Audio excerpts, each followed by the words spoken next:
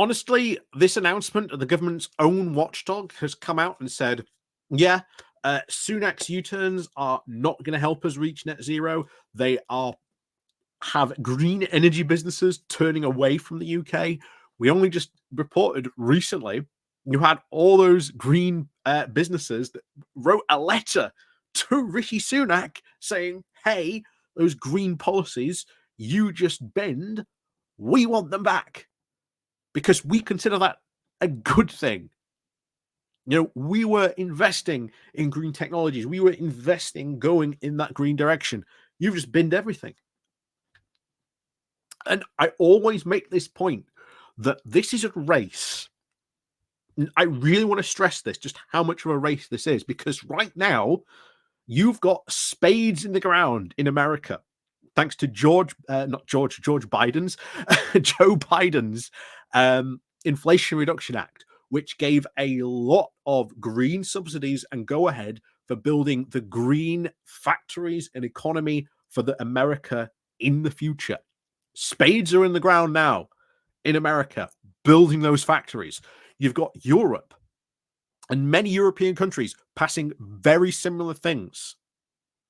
And spades are not in the ground already or are getting ready to break the ground. Meanwhile, in the UK, what's happening? There were plans, there were investments had. You had the big gigafactory, which fell apart.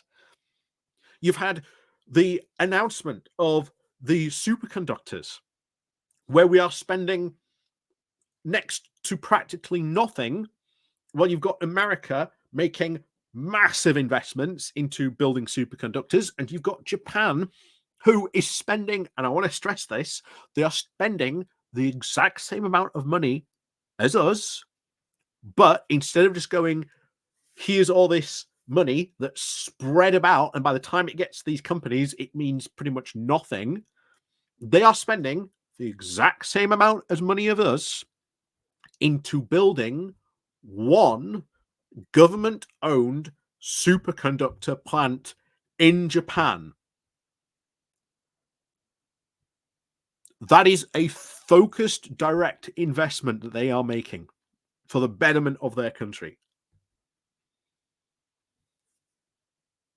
What are we doing? We're just spreading this really small. Again, it's multi-million pounds, but I want to stress, when we are talking about these investments, by the time that you've done sort of spreading the butter, looks like a lot of butter, but when you spread it out, you've barely covered the front slice of your toast.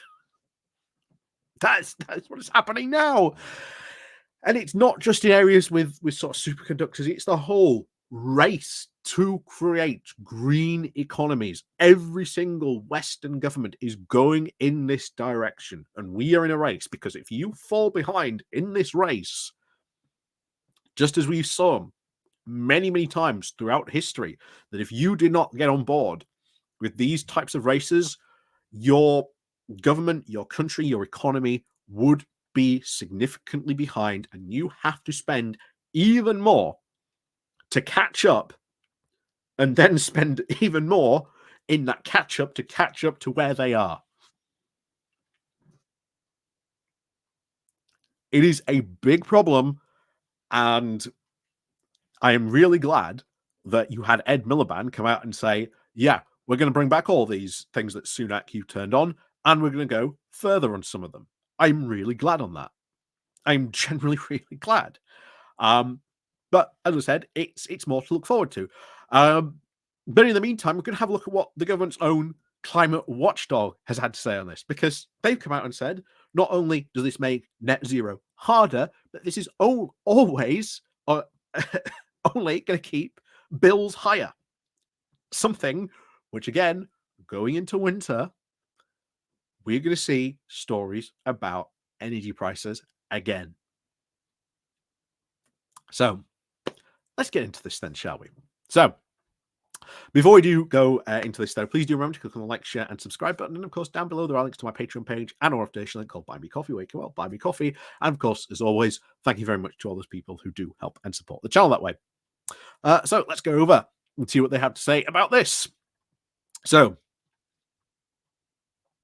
Rishi Sunak's reversals on key climate change policies have damaged the UK's ability to meet its carbon-cutting goals and will keep energy bills high for millions of households, with the effect of making net zero considerably harder to achieve, the UK's climate watchdog has warned. In a damning verdict on the Prime Minister's announcement last month, the Climate Change Committee, or the CCC, warned that a substantial policy gap that was now putting the UK off track to meet its crucial 2030 carbon targets. Piers Foster, the acting chair of the CCC, said the Prime Minister has relaxed important policies to decarbonising buildings, transport, and sent a message to business and the international audience that he will allow more time for the UK to transition to clean technologies. He added, "We remain concerned about the likelihood of achieving the UK's future targets, especially the substantial policy gap to the UK's 2030 goals." The CCC found that there was insufficient plans to meet about a fifth of the emissions reductions required by 2030 to hit the government's international goal of cutting the carbon by 68% by 2030 compared with 1990 levels. Renewable energy is also another source of concern, as, and we covered this as well, no contracts were awarded last month for offshore wind development. Why? Because the government basically cut funding. It said, yeah, the money that you would generate, we're going to, slash that. And of course, no one wants to do it. And so wind companies have now turned away from the UK. So this is the government's own watchdog saying this. I want to stress that. The government's own watchdog turning around and saying, because of your policy U-turn, because you've decided not to follow these policies, there is now a substantial gap in policy. There is just this black hole where we were going to do stuff and we were going to go in that direction because there was these policy in place. There was guidances. Businesses knew what to do. They also knew how they could tap into that potential funding, help that as well. Now that's not there. And just as we saw businesses last month, over 100 businesses write a letter to Rishi Sunak saying, please bring back those U-turns. That ain't going to happen. And not only that, you've got energy reducing stuff as well. That would have gone in there. We are now more dependent on imported energy because of these U-turns. Something which, again, the Conservatives and, of course, Rishi Sunak claim, oh, yes, we've got to be energy independent. But abandoning these things just makes us more dependent on imported oil, on imported gas. Yeah, this is, once again, as we said, it was a panicked move by Sunak, pretty much in a response to the whole ULEZ thing in Uxbridge, thinking, oh, if we abandon all these, this will be it. This is what Uxbridge about. That's how we managed to barely just win Uxbridge. So we're going to say, yeah, we'll abandon all this net zero stuff. Meanwhile, as we said before, many, many times, you look at voter intentions.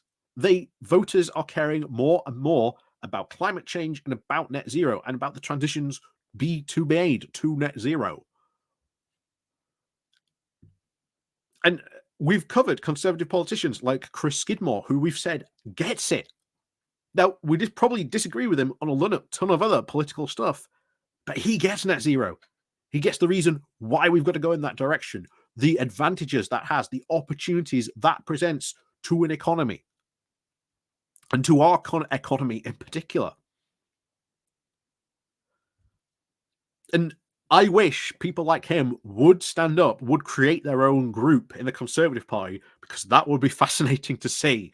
A group of Green MPs band together and start causing trouble for Rishi Sunak and telling him, hey, we want to see you bring back these green policies. That would be fascinating to see if that were to happen. We saw it just, if you remember, when we had Truss versus Sunak, and they were both saying we're going to abandon all this green policy stuff.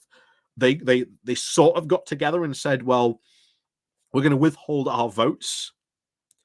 Didn't really seem to make any impact at the time, but it'd be interesting to see if they actually got organized, actually got together and created, shall we say, the Green Conservative group or the pro net zero group in the Conservative Party. Would be interesting to see what trouble they would cause for Rishi Sunak. But anyway, that's probably never going to happen. But one can wish that, we would love to see something like that just flower in the Conservative Party, causing even more trouble for Rishi Sunak. But of course, as always, thank you very much for watching. And of course, I'm probably still in Ireland at this moment in time, but yeah, it's a Saturday, so I will be. I'm not getting back until Sunday afternoon, so I will be putting out shorts. Maybe I'll have done a live stream this morning. Not 100% sure. Depends what it's like when I get there. I've never been to Galway before. But yes, as always, thank you very much for watching. And of course, as always, we'll see you all very soon.